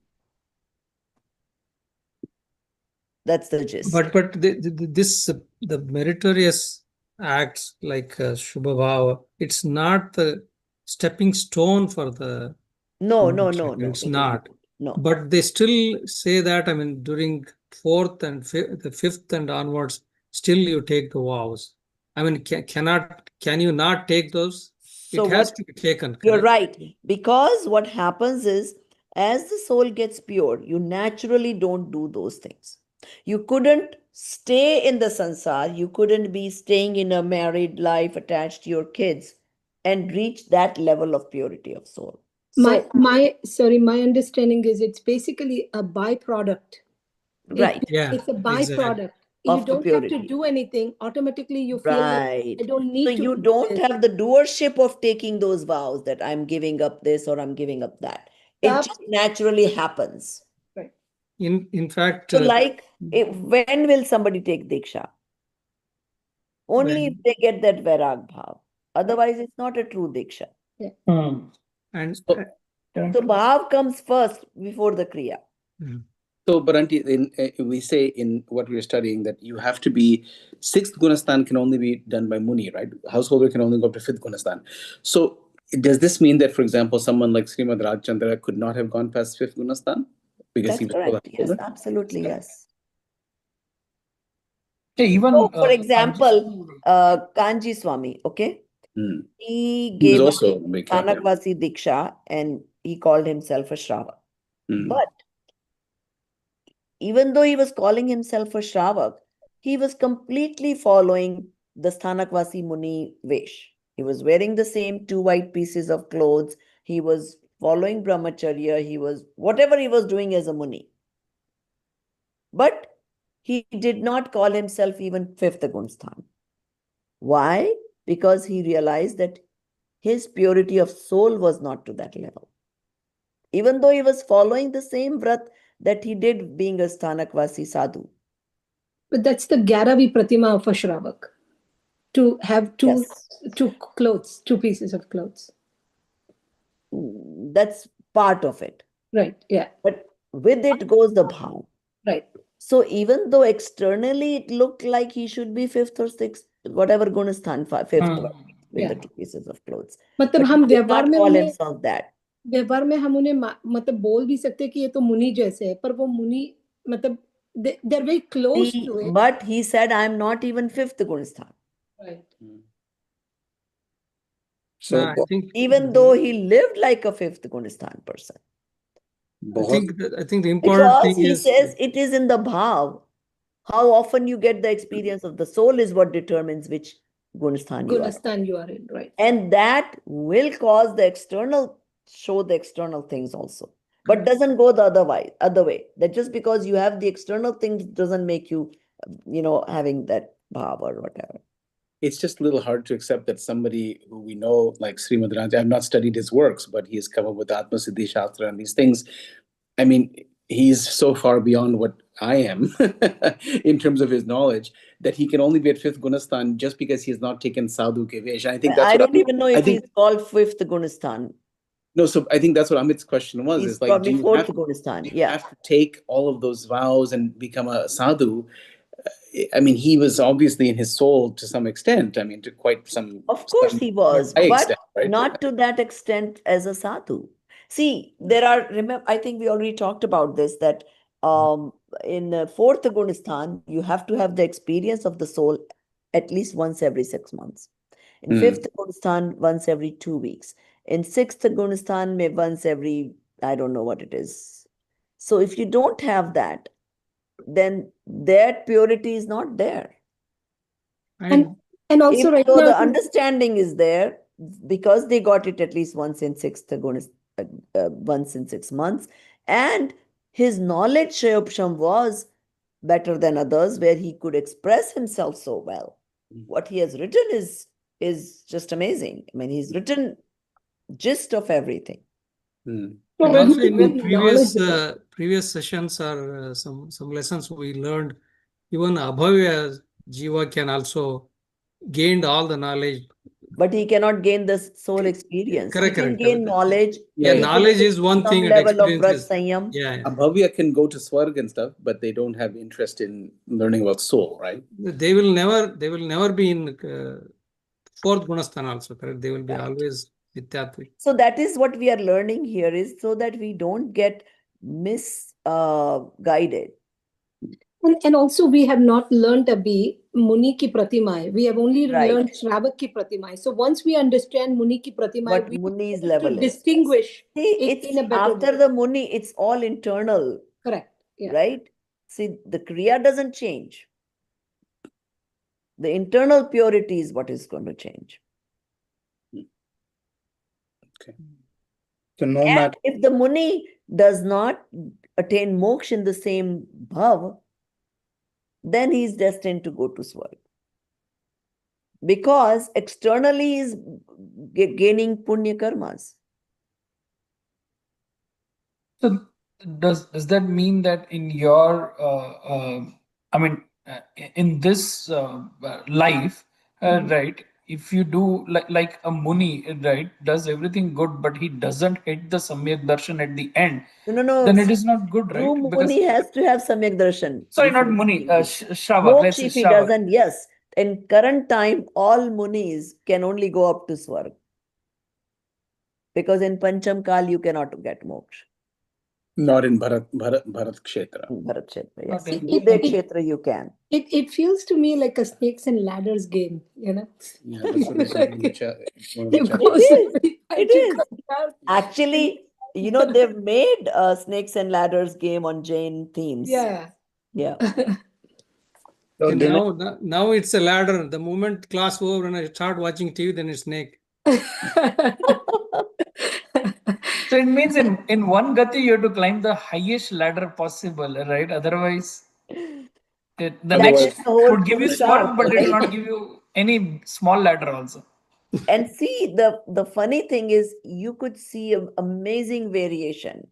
A person could do so much Purusharth, right? The Bharat ke 99 sons, right? They came out of Nigo, they took one birth, then they became Bharat's sons. They went moksha, same life. Yes. Wow, And from then there are Nigo- other jivas who infinite bhavas are going on and slowly progressing, and like eventually they make it. The Marichi. Yeah. Mahavir.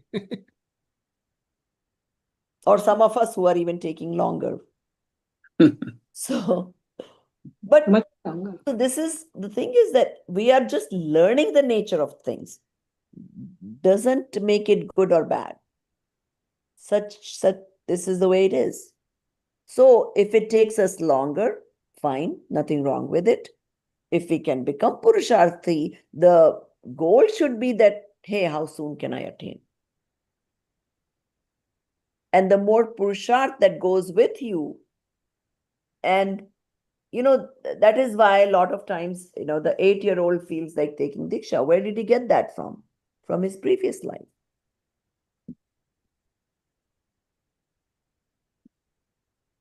Okay. So then again, they're talking about Shubh Kriya and Ashubh Kriya. That he's saying you should call the Shubh Kriya Shuddha and Ashubh Kriya as Ashuddha. Why don't you do that? And then the Gurudev said that no, Shubha Shubh Kriya, they are only limited to Man, Vachan and Kaya. And the Gyan Darshan is not yet settled down. It's still wavering. But योग और उपयोग में स्थिरता नहीं आती है तब तक शुद्ध का अनुभव नहीं होता है. So that Shuddha experience only comes when things are still in meditation. Why is this gun yoga called as mind, speech, and body? Yoga is one of the gun of Atma, right? No. No. Yoga is activity. Any Mano activity. Yog, Vachan Yog, Kaya Yog. But Vibration. But isn't that a attribute of soul? No. The way knowledge. Upayoga is the attribute of soul. Upayogi. Upayoga, I understand knowledge and perception, but yoga is also one of the attributes of soul. No. This is a different way you're using yoga, right? Yoga word is used to connect. Okay. So Right? Hinduism has Yoga, the word has yoga has- is to has the connect the yoga- body to the soul, to Yeah, yoga connect your darshan is mind, different. you know, connect with the soul is the true meaning of yoga. Even the other yoga, even though people have made it as exercise, The right? harmony between mind, speech, and body is the. The connection with the soul basically is yoga. Okay. Okay. Okay. Then दोनों में कुछ भी अच्छा नहीं है, whatever. मैंने दोनों का निषेध मोक्ष मार्ग के बाद अब जानकारी किया है. So basically the Guru is saying, because both are reasons for bandha, there is nothing good about it that I'm telling you not to do, because they are going to limit you in the path to liberation. So now he's saying आश्रव तत्व जो हिंसादि रूप है, पापाश्रव है, उन्हें हेय जानता है. Ahimsa is considered worth doing, but because they're both karma bandha, reason for karma bandha, both, if you consider any of these worth doing, then that is mithya drashti. So even the vrat of non-violence or not having the vrat of and having paap bandha, they are both mithya bhav, and they are both worth giving up. I think you landed into Pandit Torid Malji's now. I Oh think yes, you guys haven't read that yet? that yet. Okay, that's fine. So continue reading. I thought he read that paragraph. Okay. I Nidhi, was in the you middle have of not that read yet. paragraph. Are you available to read?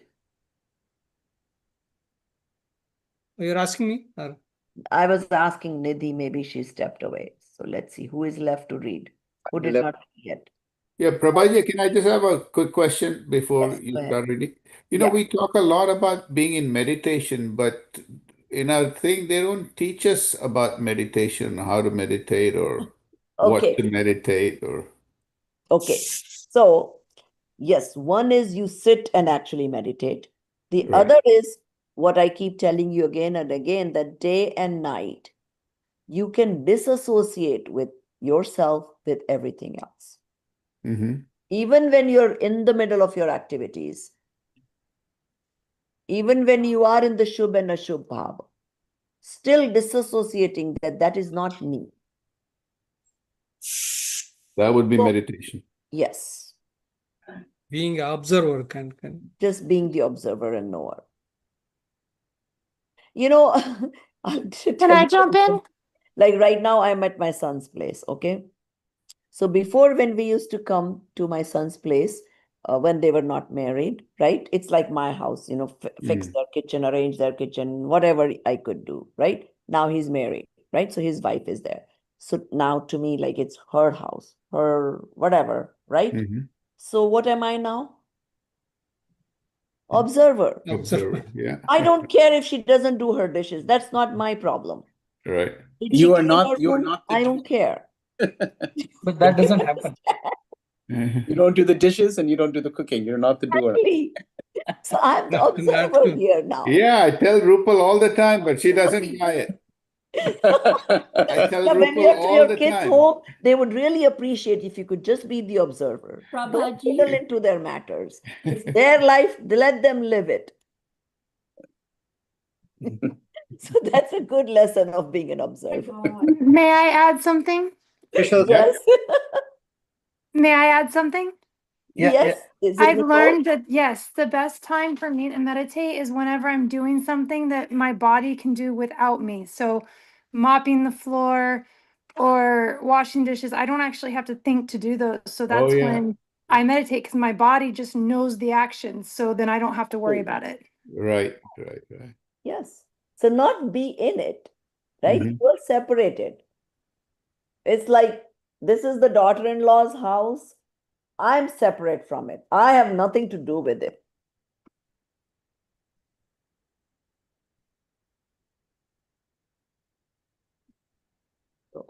Okay. Go ahead, Nidhi ji, padhiye. Therefore, recognizing non-violence, etc., just as violence, etc., to be the causes of bondage and thus to be abandoned here is the state where, being free from attachment, one acts as the detached observer knower, drashta jnata roop.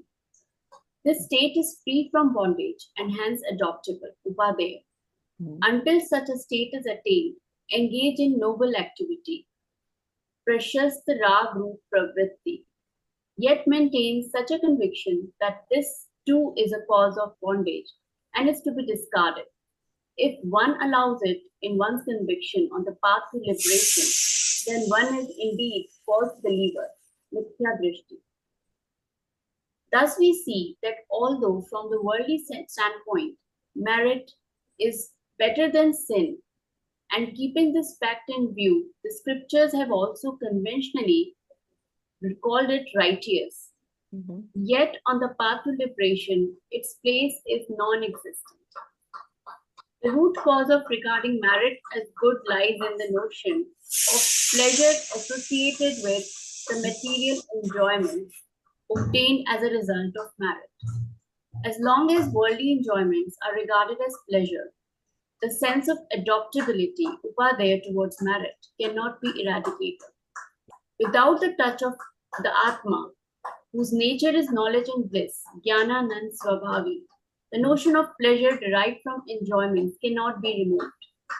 The experience of Atma, whose nature is knowledge and bliss, is the pure mode, Shuddha Bhav, which is characterized by the absence of both auspicious and inauspicious states, punya and paap. Therefore, Jeev, who truly aspire for right bliss, samyak sukhabhilashi, should strive to attain the pure mode in the form of self-experience, atmanubhuti. Okay. So again, same thing here, that see, right now when they keep talking about Atmanubhuti and all this, they are actually talking about the higher levels of meditation, but that you will only reach when you practice detachment, when you practice this knowership and all that. And that's why I'm giving you these examples, like when you're at your kid's place, then you are automatically the knower. You could have all this vikalp, this is not right and that is not right, and why is she putting this thing, why is she's arranging her dishes like this, I would rather do it some other way. But I don't have to be stressed. She can put it however she wants. It's not my problem. And if we could do that with everything in our life that goes on, be the knower. Even if you made the mistake, you are the knower.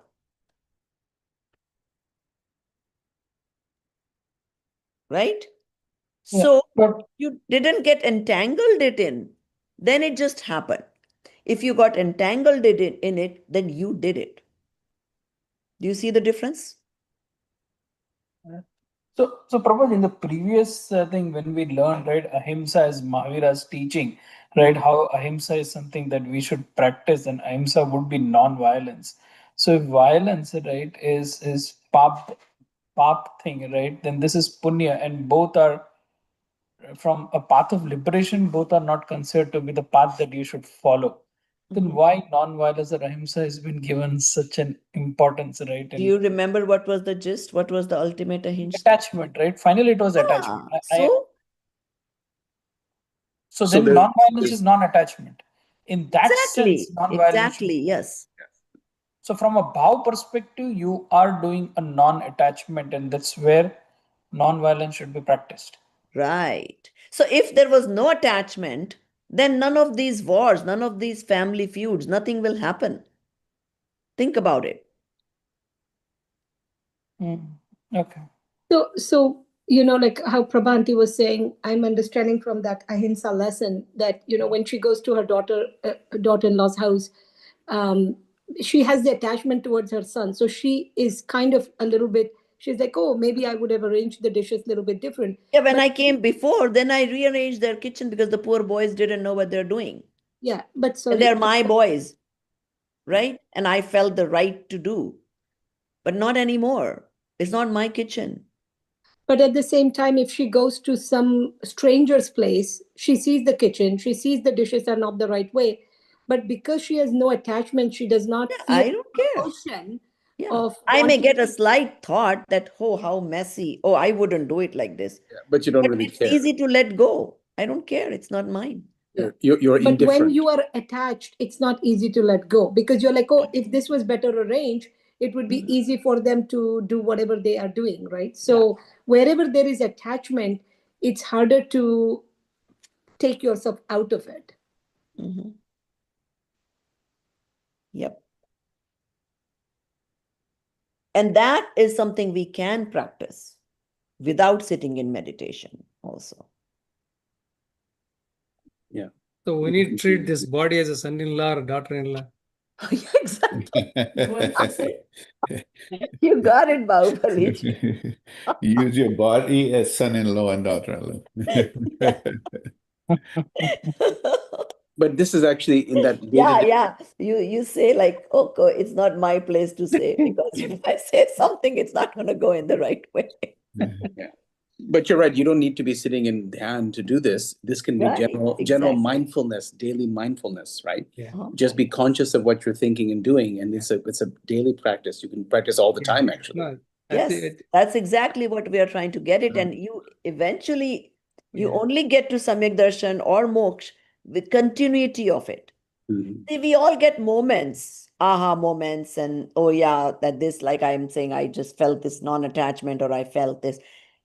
But that needs to be continuous. Mhm. this is just such a great, tremendous point it is. And you say like every moment in Yeah. every activity, we can In always every think about activity, it. you could do this. You're Yeah. driving and saying to yourself, I'm not driving. What was the word for that continuous versus non-continuous? Nirantarta. Huh? Say it again? In Hindi, it's called Nirantarta. Nirantara sthirata. Achha, there was something else In too. English, maybe they called it something. Continuity is, I would think, I don't know what else they would use. I'll check in the glossary. Okay. Okay. Yeah, so like I said, one of the reviewers said that, yeah, use the glossary properly, or sometimes even before you read the chapter, just quickly glance through the glossary and then read. So you understand that there are other synonym words, meanings of the same word. So next class, we will do Upadan Nimit, and we also have a full book dedicated to Nimit Upadan. So we'll do it in more detail after this book. Is that in this semester? Yes.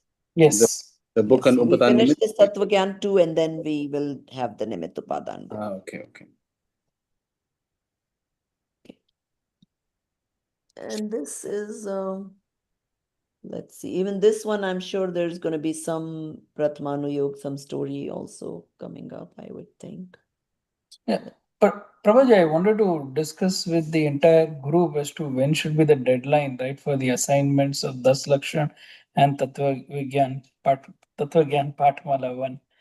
Right, when everybody is comfortable, right? Like depending on how much No, not everybody really. has They done. would never be comfortable till the end after the exams, So no, we're not giving So them that includes me choice. also, but still wanted to take a consensus or a group opinion. Then I can set up a deadline, and we Good all can idea. work towards the deadline.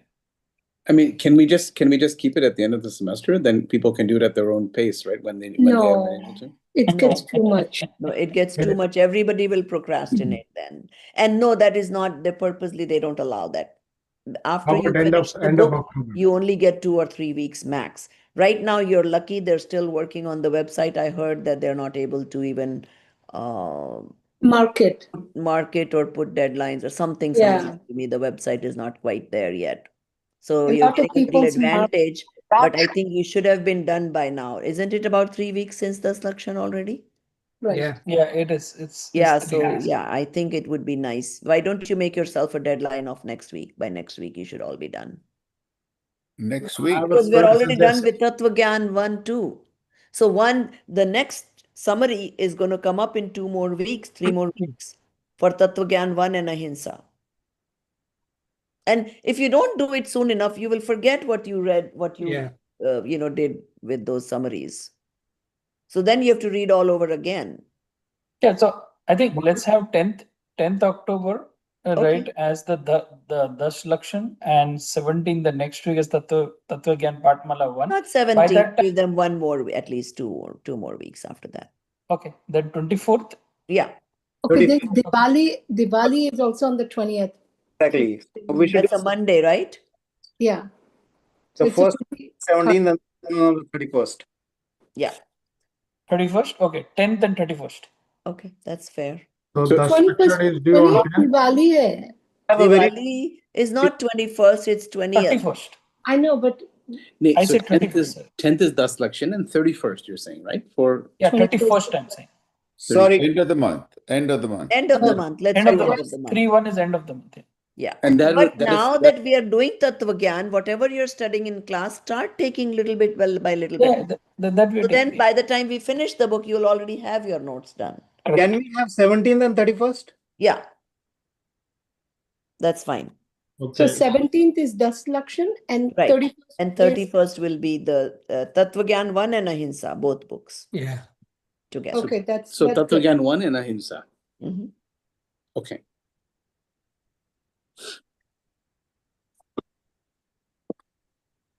Thanks for keeping us on track. So Prabhaji, who's evaluating this assignment? Is that you or somebody else? Okay, so the way they did this is before, when I was taking the course, the pattern was we did not have summaries to do. We were asked 5 short questions and 3 long answer questions, which sort of covered a little more, in the exam itself.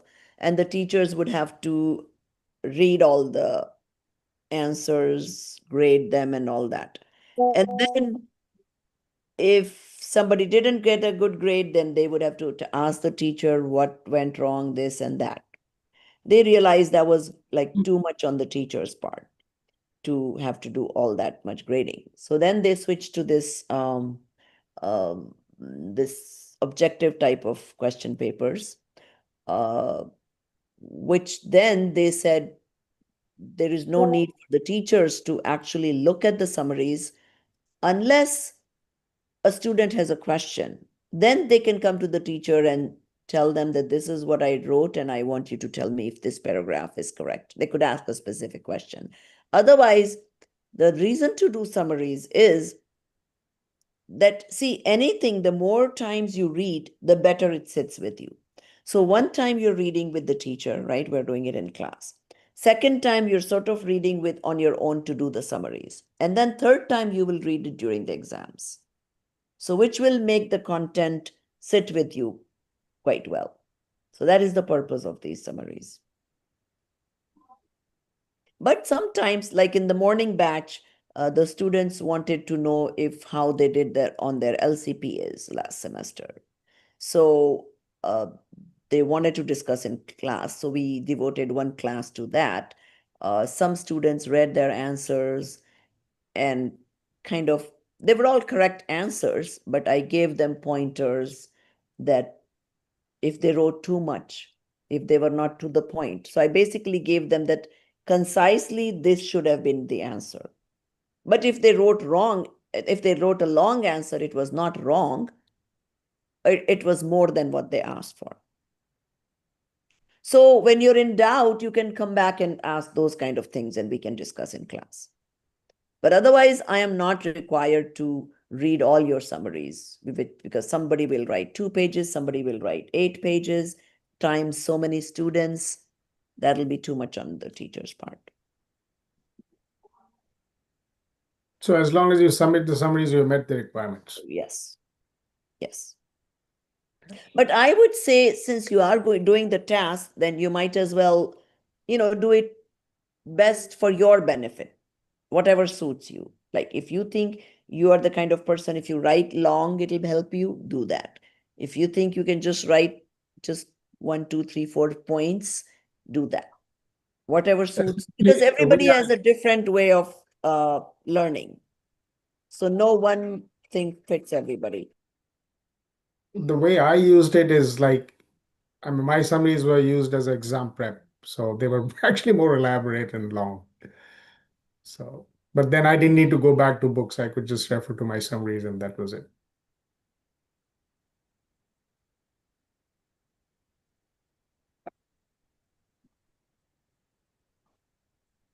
Prabhaji, you're on mute. Prabhaji, you're on mute. Yeah. Okay.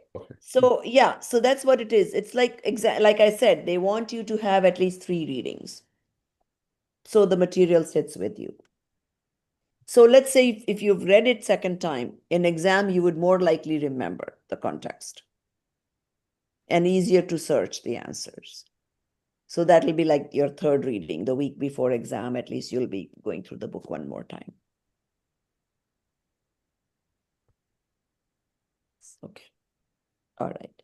Sahajanandi Shuddha Swarupi अविनाशी हूँ आत्म स्वरूप, सहजानंदी शुद्ध स्वरूपी। अविनाशी हूँ आत्म स्वरूप, सहजानंदी शुद्ध स्वरूपी। अविनाशी हूँ आत्म स्वरूप, निज निधि निज में बताई, यह अनंत उपकार है। इसके लिए जिन वाणी माँ को वंदना शत बार है, वंदना शत बार है। जय जिनेन्द्र सभी को। जय जिनेन्द्र।